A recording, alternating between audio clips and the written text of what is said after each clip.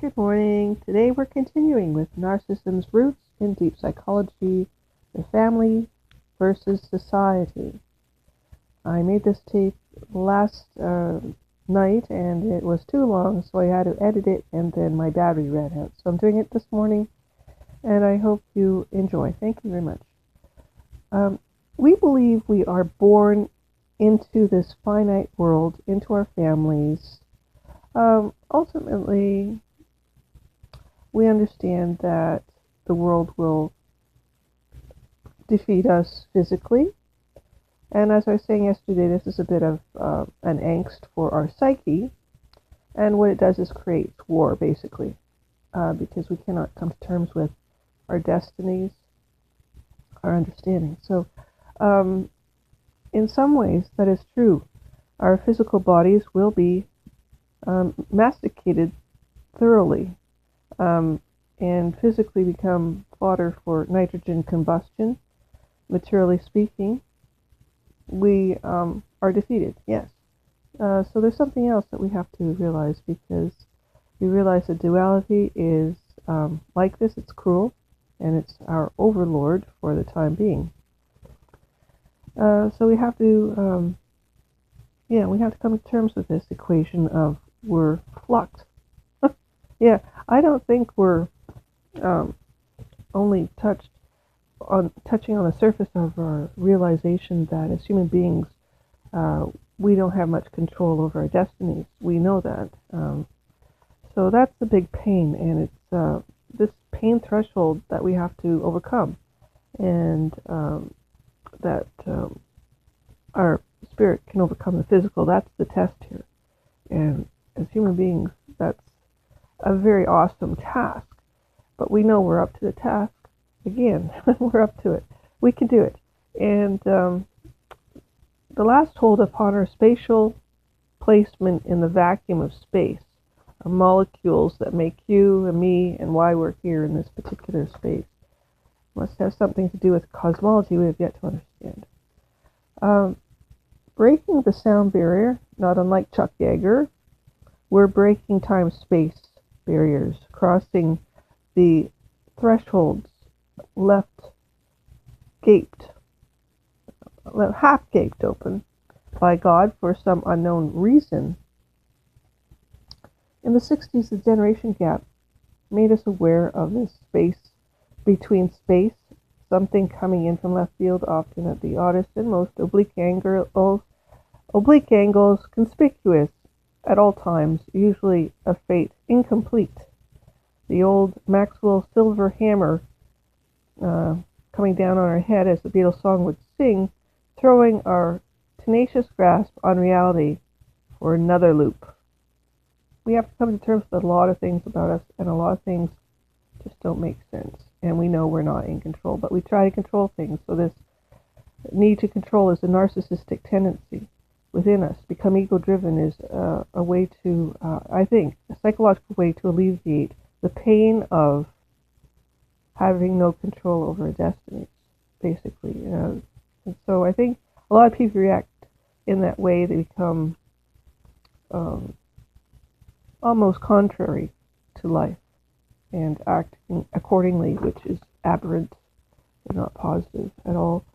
But it's kind of done very covertly. Anyway, the nature of things is like this.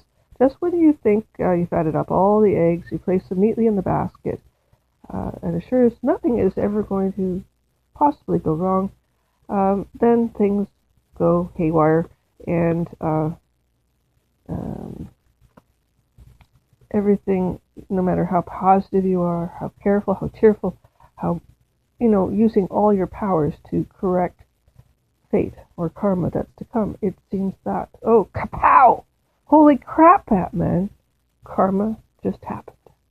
All the plans in the administrative abeyance drawer fly to the wind in the face of what should be logical, but it's now chaos, and it's come to roost in the chicken coop. All the eggs are broken, a useless mess of catastrophe on the floor. Broken eggs everywhere. Karma? Yay, she's a bee. Yes, she's a bee. Yeah, karma is a D.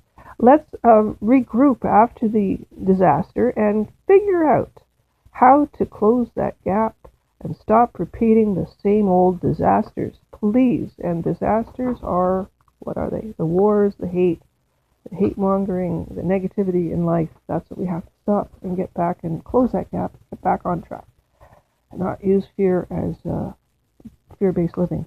Let's backward engineer the broken egg catastrophe. Yes, it's a sad tragedy. It happened. It could have been worse. It could have been prevented with insight, foresight, unless it was truly a karmatic event of godly or ungodly proportions. Karma can be godly or ungodly. It can be man-made or self-made. There's different kinds of karma. We have to figure out which one we're talking about. What I'm talking about here, if clarity, is godly karma right now. Okay, so the eggs in the basket falling after you're being so careful, you stumble over something perhaps, or they just break, your hands just loosen, and the eggs fall. You had no control over it. That's, I think, on a small scale, just for an example, that's godly karma. Okay.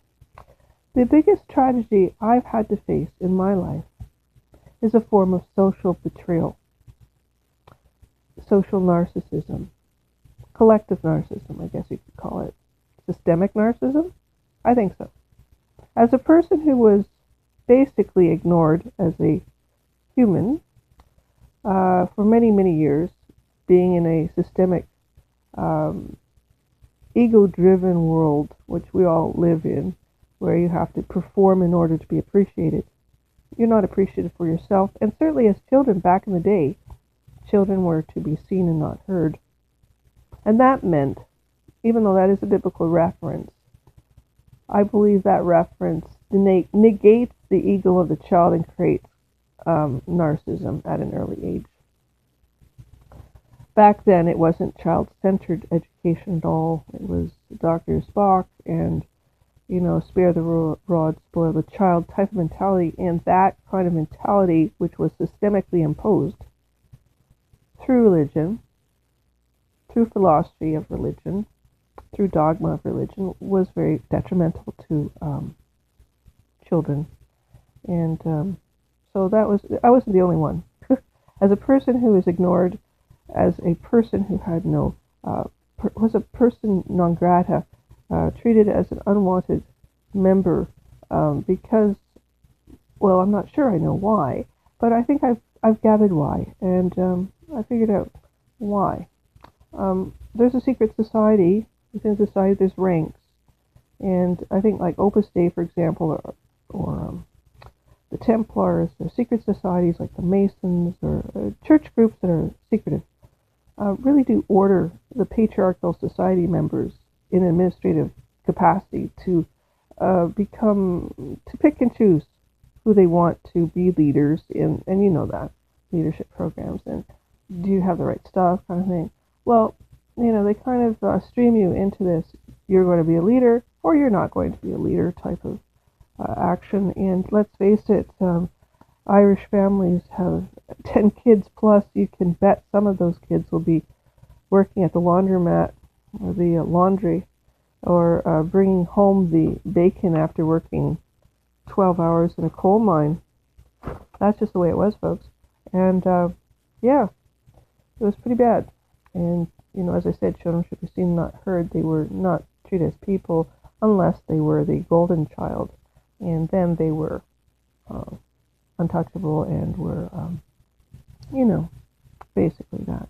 So feelings with that enhance this patterned approach to family administration, connected to the patriarchal family, a dark ages psychops of control through religious dogma.